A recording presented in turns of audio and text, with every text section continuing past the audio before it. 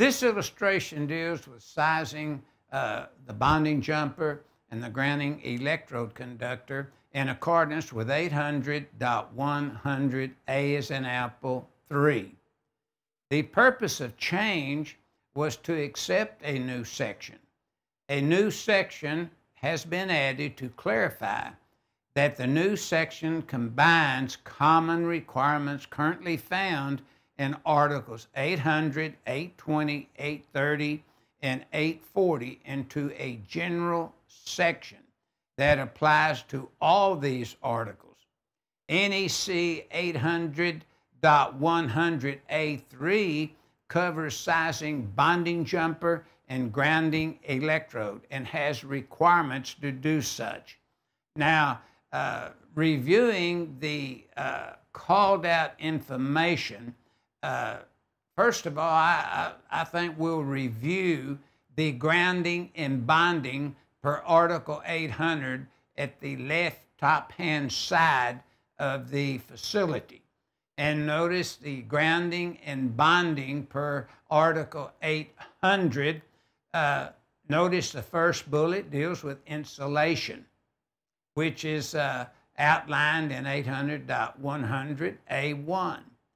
The next bullet deals with material, 800.100A2. The next bullet deals with sizing these grounding and bonding jumpers, 800.100A as in apple 3. The length of these conductors that is recommended is in 800.100A4. And you know, you have some shall be permitted. You have to review that to see if you have an option or it's mandatory that particular length.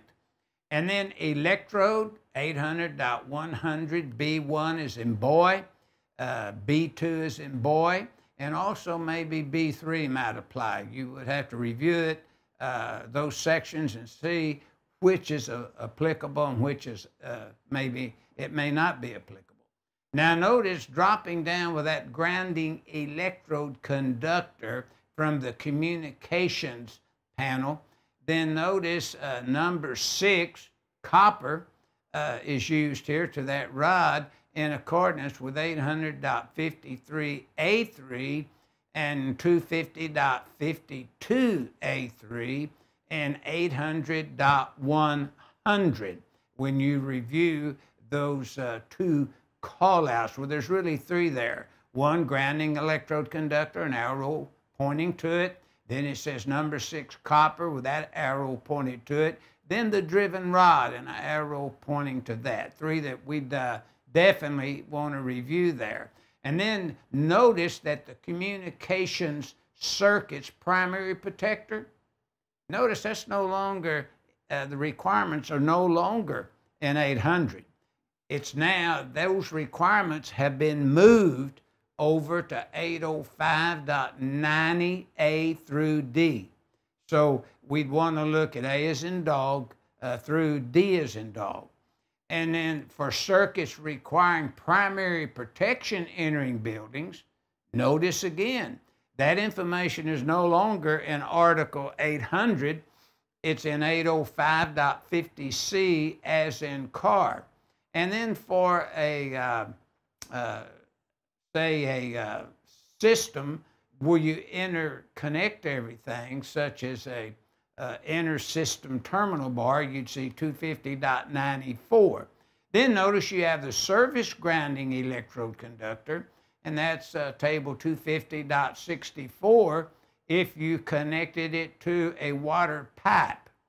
But if you connect it to the structural steel or a concrete encased electrode or a ground ring, then you have to see 250.66 A through C to obtain the size of those conductors.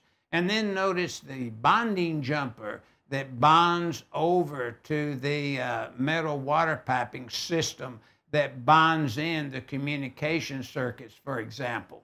Then notice that's number 6 in accordance with 800.100A3 as in apple. Now, as a reminder, for to remember this, because this is kind of important, this reminder, that many of the requirements that used to be in existing Article 800 have been relocated and renumbered in Article 805. My second reminder that I would like to remind you to check is where it's applicable for design and installation of wiring methods to obtain values needed to do so. You would see the Table 8 to Chapter 9. You review tables and the annexes in some cases. For example, your Note 1, I believe it is, to Table 1 to Chapter 9 refers you to the Annex C if your conductors pull through a raceway, for example, are all the same size. But again, I would like to point out to you that we have not covered all of the changes that took place in Article 800.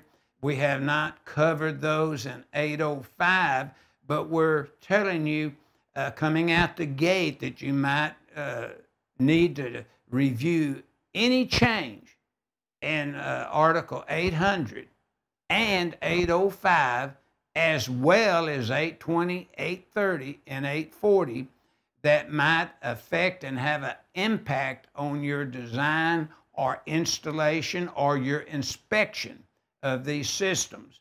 So this new section was to combine this information into a common requirement area so that we wouldn't be running all over the code to look this information up.